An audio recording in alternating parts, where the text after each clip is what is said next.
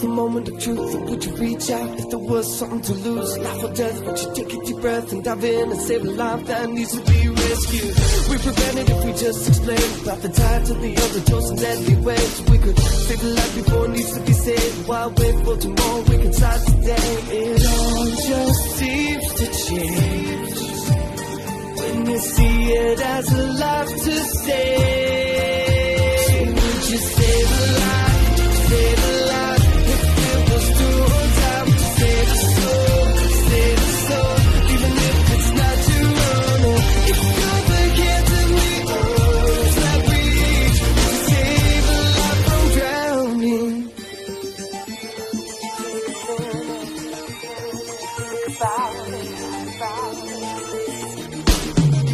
If you started drifting further, would you take a minute? Think about it. And if the waves can crash you forward, take a minute to think about it.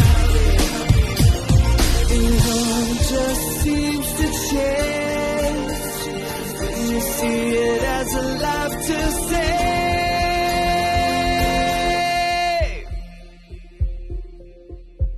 So would you save a life? If it was to hold out, would you save a soul?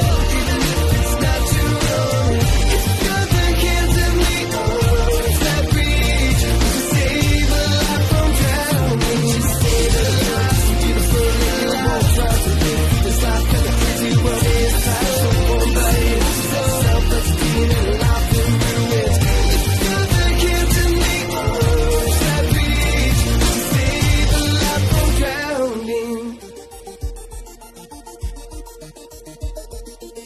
Maraming agilan sa puso at hindi sa puso.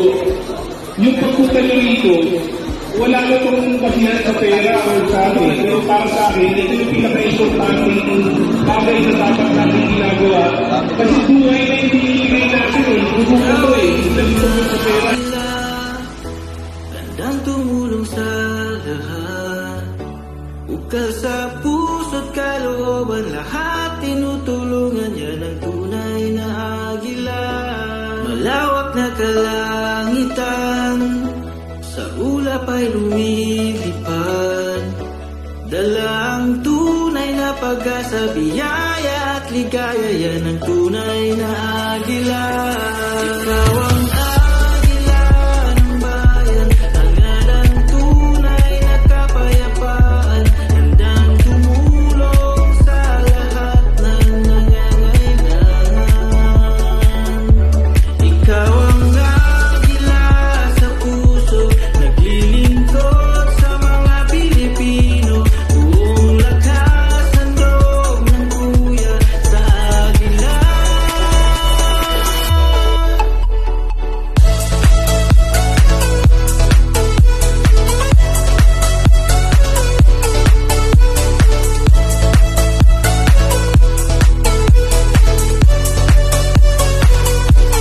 Ako'y isang agila, handang tumulong sa lahat, ukal sa puso't kalooban, lahat tinutulungan, yan ang tunay na agila. Ikaw ang